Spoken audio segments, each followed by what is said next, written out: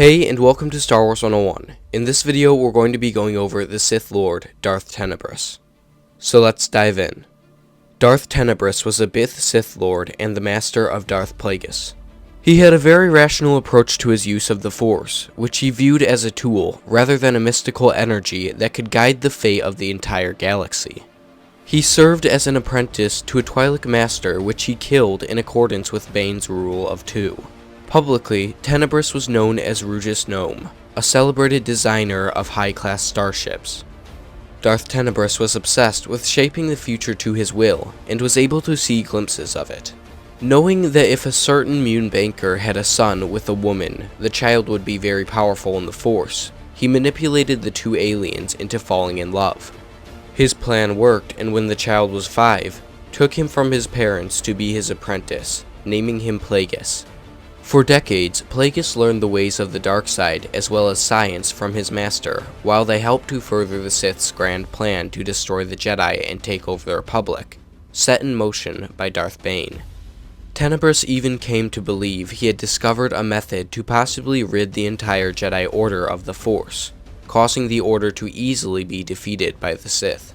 As he studied, he formulated the opinion the Force was not a greater power, but simply a source of energy that allowed the galaxy to function, and based off of this belief, he attempted to control it just as one would control regular energy.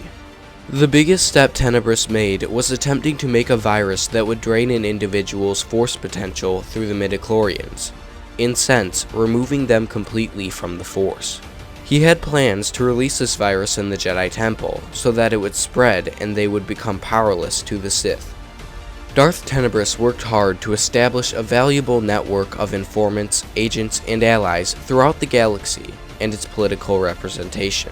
Darth Plagueis also took a civilian name, Ego Damask, posing as a financial lobbyist representing his firm, Damask Holdings. Both of them plotted, and together raised their influence throughout the galaxy.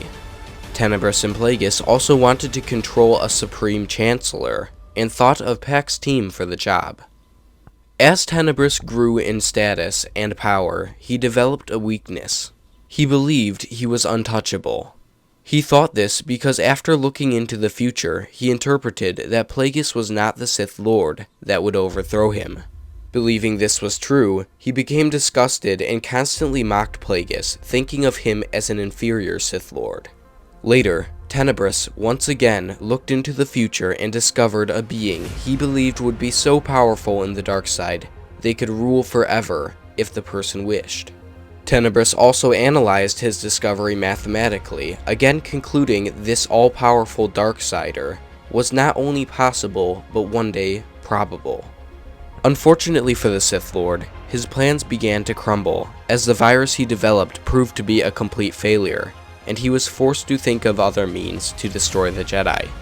While Tenebrous and Plagueis were on a remote planet in search of a Cortosis mine, Plagueis saw his chance to destroy Tenebrous. Plagueis triggered an explosion, and Tenebrous had to protect himself with the Force to survive. However, he was extremely weakened by the event.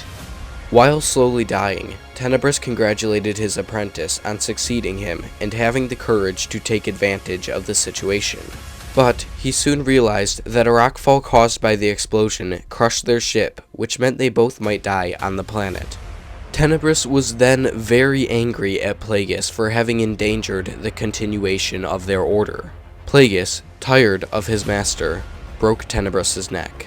He then studied every cell and phenomenon occurring in his master's dying body, studying how his midichlorians and neurons acted. Unknown to Plagueis, Tenebrous had engineered his final plan, a retrovirus that allowed him to manifest his consciousness within his midichlorians. As his body died, he used the tiny organisms to infest his apprentice and remove Plagueis' ability to sense the future, which would one day allow Darth Sidious to murder Plagueis in his sleep. It was at this point that Tenebrous saw a glimpse of the future in which Sidious killed Plagueis in his sleep. This horrified Tenebrous because he planned to stay inside Plagueis' body until the Jedi's Chosen One came into existence, so that he could possess him. Exiting his apprentice's body for fear of dying with Plagueis, Tenebrous saw his own ancient mummified remains. The retrovirus had somehow mutated, causing him to relive the final moments of his life over and over for the rest of eternity, achieving immortality, but not in his preferred way. So that's it for this video. I hope you guys enjoyed. If you did, then make sure to like, subscribe, and leave a comment down below telling me what you think of Darth Tenebrous. And with all that said, have a great day.